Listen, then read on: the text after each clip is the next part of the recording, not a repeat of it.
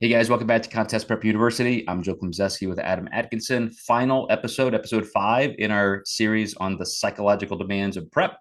We're going to talk about those transitions that we alluded to last time, which is you're now at the end. Adam used the metaphor of a NASCAR driver who's driving home from the win or the loss. How does that feel after all of that time? What are you going to do with that when your entire identity 24/7 for months has been about this, and now win or lose, it's over. What are you going to do? I don't think anybody, Adam, can truly anticipate, even if you win, how you wake up that next morning and it's just there's nothing to grasp onto. There's all those things you were doing and thinking about are just suddenly evaporated. And so how do you prepare clients ahead of time for that kind of a psychological stressor?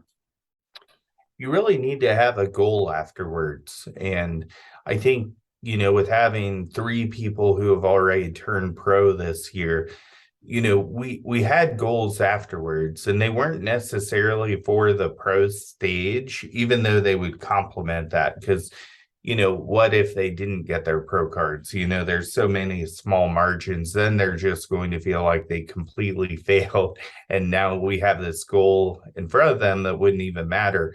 So, always giving people something to work on, I think is really important. So Caitlin needed to work on her glutes more. Allie needed to work on her shoulders more. And Zoe just needed to work on overall size. And, if, as a coach, you want to be nice and not condescending and, never have a good check-in, but there's always time for improvement. And you need to find that balance on, even though these people are going pro, we're already getting ready to take you to the next level. So it really is about goal setting and having that next thing planned. And that is perfect. You mentioned this in an earlier episode in the series, but finding the joy in what you're doing at this moment.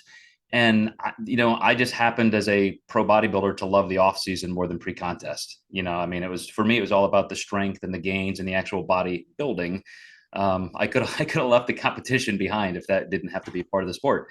But to really be excited about that next thing, and once I had a good successful off season, I know I felt great about getting into the prep now, because now I get to actually see what I've developed. But just I was thinking of something when you mentioned your pro wins this year. Other transitions happen, and I know one of your clients hired me this year, and I helped her win a pro card. One of my clients hired you this year, and I hope you help her win a pro card. And those are great transitions if you do them well, because even among friends and peers and other coaches in our community, you should be open to experiencing new things and different coaches. And, some of that, again, can be incredibly psychologically stressful if you don't approach it properly with open communication, just transparency. So I think that needs to be said, that there are all kinds of transitions you can feel through this sport.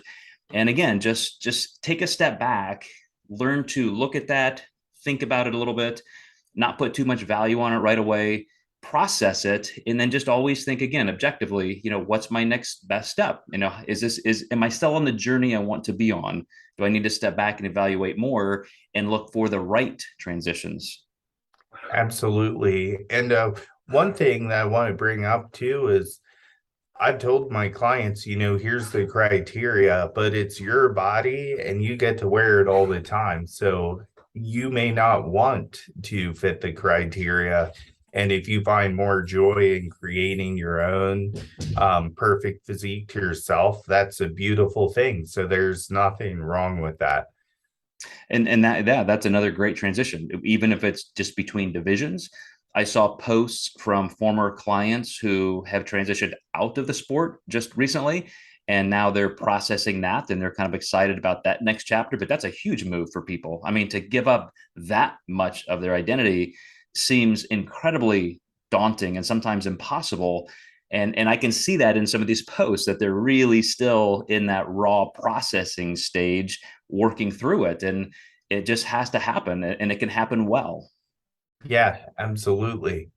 All right, Adam, just a brilliant series. I love talking about all things with you, but getting into some of these really deep, impactful parts of life with our clients, I think is so helpful. So thank you. And thank you guys for watching and listening to Contest Prep University. We'll see you next time.